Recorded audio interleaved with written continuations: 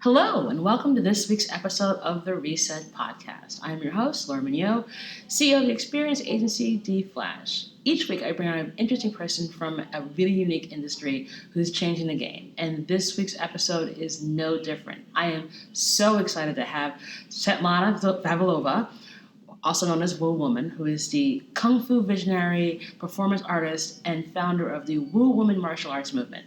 It's going to be a great conversation, and take a listen. Hey, Svitlana. Hi, Laura. Super psyched to have you on the show. Yeah, nice to see you. Also, the day is so beautiful, and we're here, Midtown, New York. We're in New York. It's a beautiful Friday. It's all good stuff. I'm super excited to have you on the show. So, as every single episode, I ask the same very first question, and I'm super excited to hear what your answer might be to this question. So, Svitlana, what was your first job? My first job was actually fixing bicycles, and I was 11. Wow. At the bicycle shop. How did you get a job at age 11 fixing bikes? How old? How did you get this job? Well, I was born in Crimea 3 years before Soviet Union collapsed, and I wanted to have money, even at the age of 11. So I found a job, and I was fixing old Soviet wheels. Yeah. Wow. And So how did you know to fix them? You learn. I was riding a bike, which I also made myself. At 11? From the parts. Yeah. So you sort of know this stuff early. I guess so. Yeah. Well, that's my first job, right? It's completely not related to wushu, to martial arts, to cognitive kung fu. It's a little bit different. Yes, though I just, when I look back and I look at that version of myself, I'm really proud. I think she's really cool. Yeah, that's what I'm saying. She's 11 years old on fixing bikes. That's pretty awesome. But, I also think that, 11-year-old you is pretty cool, and adult you is also really cool as well. So I think Thank you. nothing has really changed. You're changing the game in unique ways, even from when you were a little kid till now. So I think it'd be awesome to talk about what is it that you do. You've got a really cool story as to the kind of how you got to where you are right now, and I'd love for our audience to hear. I think of myself as a kung fu visionary. I'm a visionary performance artist, and I am a martial artist. 25 years of being one, and I've spent the last 10 years in China working as a martial artist. That's in many forms of what martial artist is on stage and in film. And then with time, I transcended the styles that I was performing as a martial artist into my own way of expressing myself. And as my stage name was Woo Woman, it became Woo Woman Martial Movement. Wow. So, okay, how do you get from being in Crimea to being in China? What was that journey? Okay, that's a very long and twisted journey, and probably short version. A short version, like you've asked myself, what was my first job? So I guess it will be quite as extraordinary as this.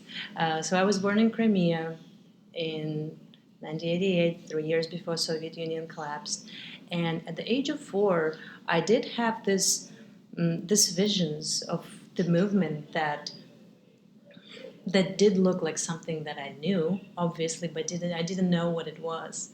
So sometimes I answer to this question as I would say I was born this way, doing that, because it sounds cool. And then I started doing the movement that looked like later what I saw would be what Jackie Chan did and Jet Li, but kind of sloppish as a kid would do. And then my mom said that, what is it? And I said, I am doing what is it I feel like doing. So she found a place where I could study.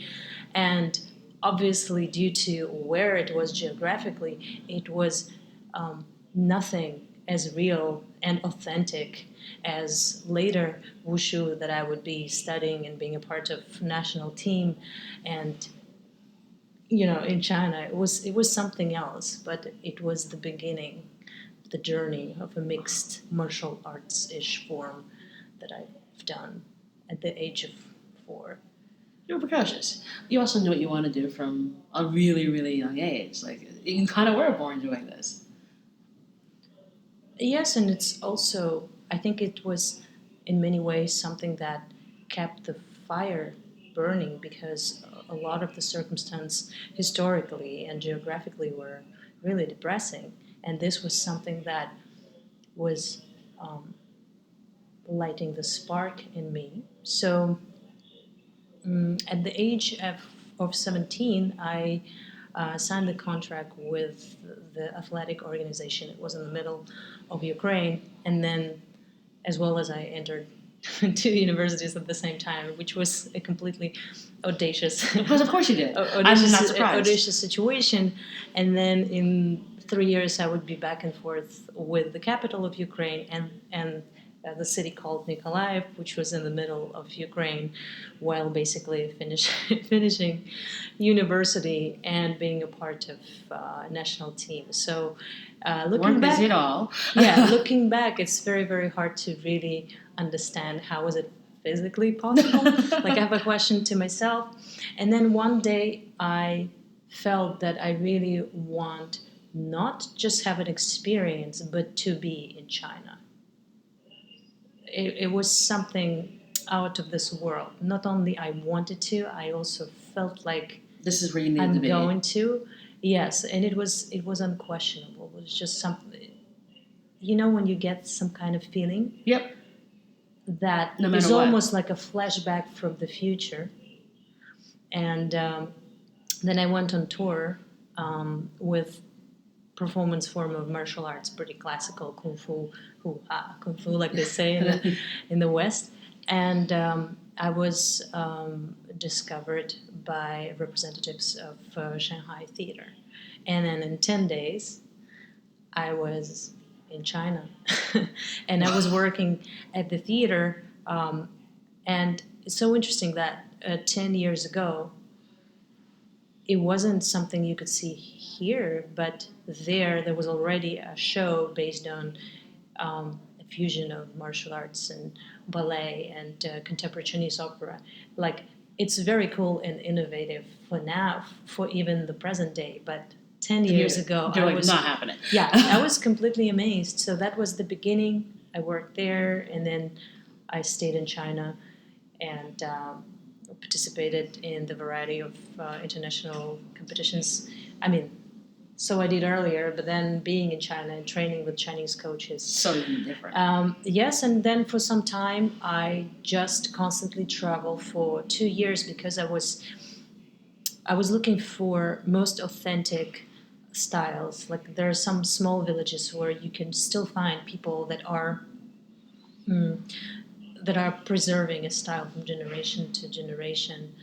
Um, then I also worked in Northwest Academy of Modern Art in Xi'an City, where I had my most kind of interesting flashback because my stage name is Wu Woman, and many people think that Wu is for wushu, and Wu is actually to honor Chinese Empress Wu Zetian, which was a pretty significant This is the most figure. fascinating story that I figure when we in the talk about history. this. Figure in the history. I mean, to really, really touch upon her story, we have to talk about this for hours and hours and hours. And I hope audience that is listening to this podcast, maybe they will look it up because I find personally Wu Zetian fascinating. It's one of the most fascinating stories I've ever heard. Well, the story of So Xi'an is basically old capital of China where she's buried. And I always had this connection to this historical figure and to things she said, to things I read about her, and then being in Xi'an, I felt this connection, and this is when I started my Chinese stage name, which sounds like Shi Zhao Chun, and the middle character of this, which means Zhao, is the character that the Empress herself inserted into Chinese language, invented basically, um, because her birth name was Wu Mei. Mei means beautiful, and Chinese names are basically, they always mean something, and the way you understand who who people are talking about, female or male, it would be based on the context of the name. The woman would be something beautiful, Yeah. flying flower, or whatever. And then if it's a male, it would be power dragon or something Right. like that. So I wanted a stage name that would be still female, but I wanted the power. And then I found out that Wu Zetian wrote the character into the language. You're like, I'm having her. So basically the middle character, that, and then it was transformed into a Wu woman when I wanted to also have a English representation of that. Um, so this is about Wu Zetian. And also after working at Northwest Academy in Xi'an, I had a lot of opportunities to experiment with fusing my martial movement. And then one day, I thought about the following. When we go to see a show, to see a dance performance, it's always a story. So basically, we're looking at the story conveyed to us through the movement of dance. Human story, unless it's about aliens, right? Human story contains the whole spectrum of human emotion. It's love and loss and friendship, like a lot. There's a lot of nuance. It's always nuanced. And you see this emotions conveyed to you through dance. But when you most of the time you go to see a martial arts show, you see a very two-dimensional way of conveying emotions. It's either a demonstration of power or a contradiction of fighting, of values, whatever. It's not the spectrum. And then I thought, why is that? And I started working on conveying the whole spectrum of emotion that I am capable of feeling through martial movements, through interpretive movement of combat. And that's, with time, it became a thing of itself. Awesome. And so now that, but now you've sort of created something even more cool that's all that kind of ties into the movement, and which is all around consciousness and meditation. And the way that you approach it is by far the one that's resonated most with me, because like as someone who still like, okay, I can't do this like kind of quiet and like isn't this awesome meditation, what you created is actually pretty incredible. And I'd love for you to talk about it. Okay, so you're referring to Woman Visionary Warrior Experience, right? So a couple of years ago, everything started from me creating a show, one-woman show that I toured the world with. It was called Hidden Wu. It was a multidimensional journey of one woman, and it was based on martial movement, digital projection, sound, the experience of sound, and the background was basically my voice, and it was the diary of the main character. And people were having a lot of interesting feedback. It was a transformative experience. And then I thought how I could really take people on the journey with me. Because every time anybody is looking at anything, basically they're experiencing the experience Right. inside of their own mind. And then I thought, okay, how can I do it worldwide? How can I make this experience boundless? What if people are not in front of me? And so I thought of creating meditation. And what's very interesting is I wanted my meditation to be truly empowering, because I'm a very curious and very active and passionate person. And when I'm exposed to the content that tells me what to do, feel this, You should do this. Right. this doesn't speak to me personally as much because I don't understand why I should allow something external to tell me what to do. And I understood that there are a lot of people that are just like me in regards to that. And I created a woman visionary warrior meditation, and I wrote a script of it. The way to always bring the creative power back at the person, I would say forward, but it would be a spoiler to meditation, right? Yeah. Forward to the person that is experiencing it. Awesome. And, the idea of sort of having a powerful meditation, why did that speak to you in a unique way? Like, what was sort of the thing where you're like, this is what I want to create this so that more people who are in the state of consciousness where like they're already powerful folks in their day life, but this sort of meditation would resonate with them. I wanted to create sonically appealing meditation because it's not only the context but also the sound of it. You've experienced it, That would be very actionable. That would be focused on problem solving, on conditioning the mind to really find the solution other than cope out. Does that make sense? Yeah, I think you went through meditation. Yeah, it's interesting because like when I went through it, because I deliberately didn't read anything. I just sort of downloaded it and went through it, and I encourage everyone to try it out. And we'll put the link to it on our show notes. And like I think I explained to you, it was sort of for me. It was like I felt like I was in a video game. But in a video game that I was controlling in a really unique way that felt very powerful. Like I think it definitely spoke to me, and I think it's because maybe I'm a Type A personality, and I'm a boss of a lot of things. Yeah. And so a lot of people will say that I'm powerful. So I think for me, it really resonated because it sounded like it was made for me. Well, it was made for you. Yes. So good job, Svitlana. And so that's why I enjoyed it because like the idea of it just sort of and also someone telling me what to do doesn't really work for me.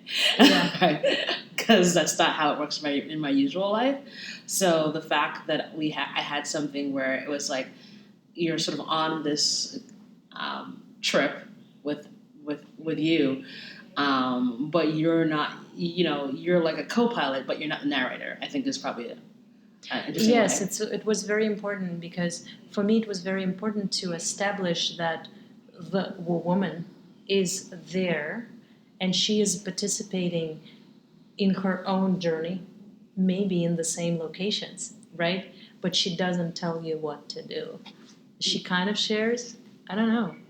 No, not to spoil everything because it's cool if people go. Yeah, I think it's just because we've had different folks on the show before talking about meditation and mindfulness and why certain things work and certain things don't. And I think what was really cool about yours is that you're like there is nothing wrong with you not wanting to like sit and like and snap your fingers and be in a very calm and quiet place. It's cool to be somewhere where it's like you're sort of active in your consciousness. You're not falling asleep. Well, I've spent many years in the very remote provinces in China and in Tibet, sitting in the quiet. And so I specifically wanted to create something opposite of that. It's like, once you've been there, you So you've created this, and what's been the response to it? Like what's happened since you created this? Oh, the response was really fascinating because I also really, really like the audience that loved it. Because, like lawyers, big company CEOs, highly creative people, they were having these experiences and they received like enormous amount of feedback. People are looking forward for the next one. And is the next one coming soon? Yes, it is coming soon. It's something that is in the works. I would like to create a series. So, what brings you back to the States?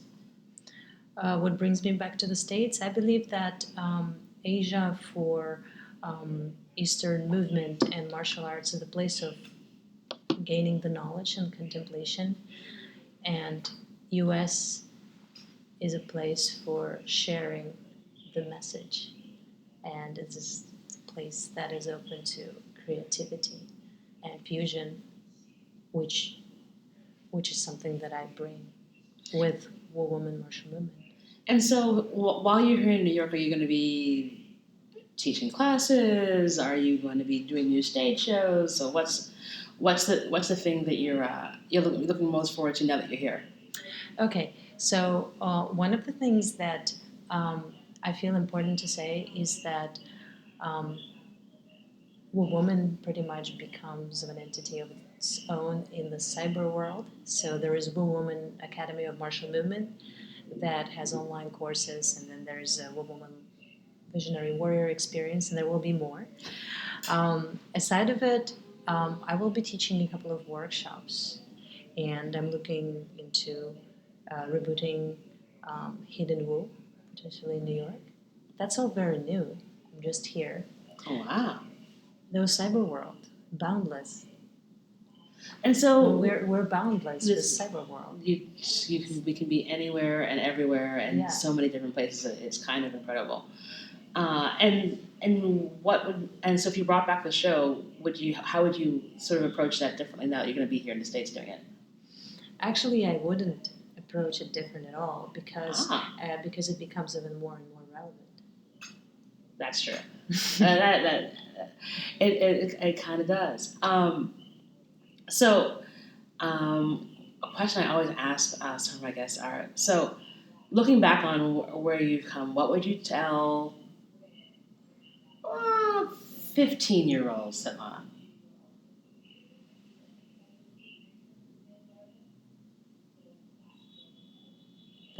That takes a moment because I would validate her as much as possibly. I would give her all sorts of validations and send the validation to every corner of her mind and her soul. And I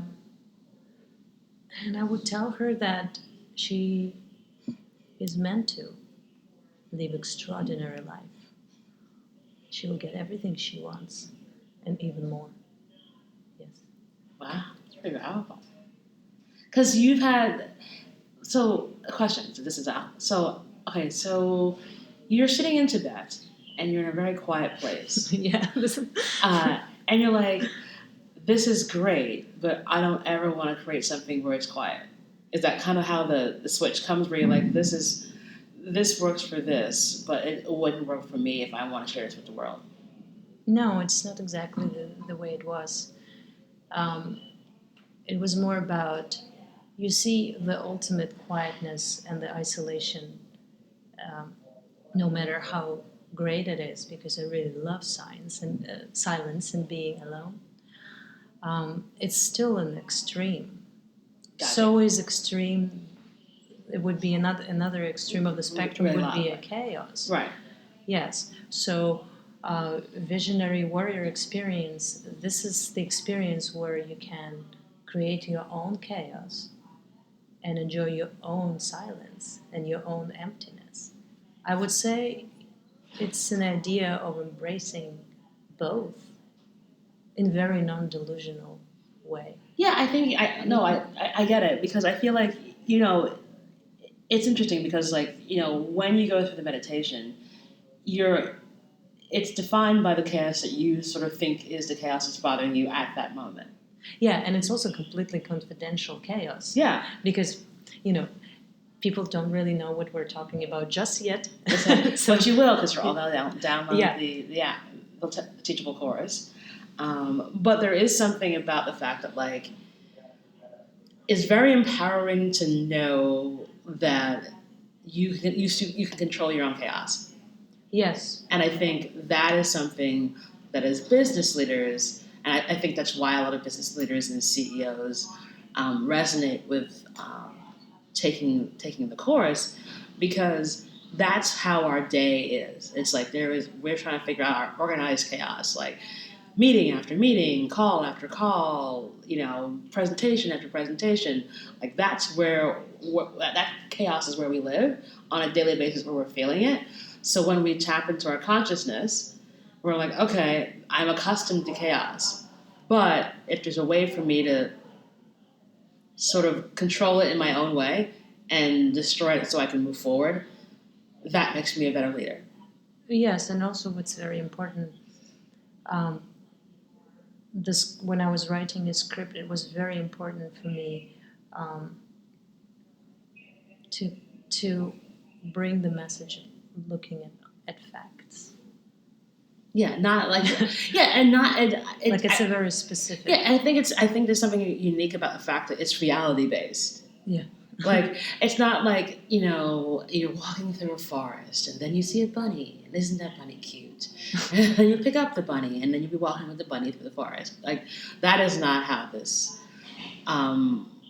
experience happens. Yeah. So the environment is obviously very fantasy, but it's based on real emotions. Yeah, you're almost not like tangible emotions. Yeah, I think that's the thing. It's super super tangible, and I think that's why if you're a business leader, you get it. Like, because it didn't take. It took me like I was like, oh, this is cool, and I get it, but it also feels right. It doesn't feel like this is like some hokey thing that doesn't make sense to me. It feels much more authentic than some of the other meditations that I've tried, because I don't think it's not taking me to a place that's like the optimal. Mm-hmm. I think it's taking me on a journey that makes sense for me. Well, yeah. Well, it means this is a success of the project. See, I'm a good student. I'm totally a good student.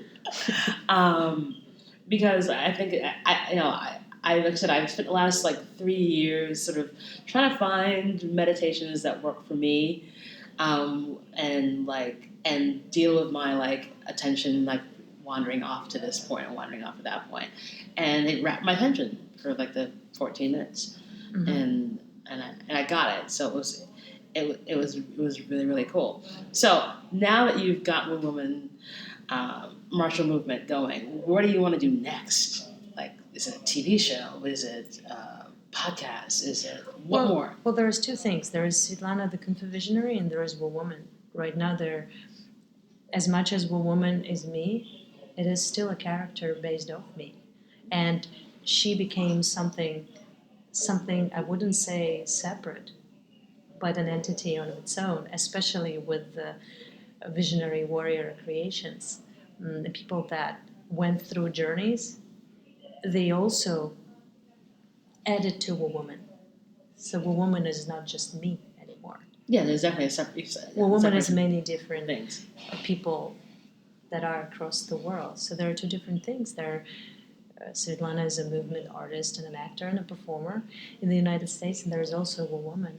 So it's two different things. So you need to ask both of us. Okay. All right. So I'll check. So I'll start with Svetlana. What do you hope to do next? Well, I'm auditioning. I'm in New York. Because you're in New York. Yeah, I'm in New York. I have a wonderful manager, and I'm starting the new clean slate in the United States. That's something very exciting. As for Woman has her audience in the US. That's the power of the internet, the power of this cyber world. And I'm looking to create more immersive experiences within people's consciousness, as well as I'm about to release a couple of more courses on the Woman Academy of Martial Movement. So, don't miss out. Will definitely be adding you to our list of things people have got to check out and learn from. And I guess one final question: like, what's the thing that keeps you building? Like, what is that thing where you're like, I want to keep expanding, I want to keep growing? Like, what is It's my natural state, and I believe it's a natural state of every human being. Really? Yes. Creativity is not a talent, it's an energy. And I think it's an energy of a life force. So that keeps you going. Yes, we're creating as long as we're alive. And then when we're not alive, we're not creating. And then you stop. Then not so much. Well, you know. Yeah, no, awesome. Well, Svitlana, it's been awesome having you on the show, and we're going to put all the really awesome information about your meditations, your awesome videos of what you've done in the past, and when your new courses launch out, we'll absolutely have share that across our networks. It was such a pleasure having you on the show. Thank you so much. Thank you for having me. That's our show.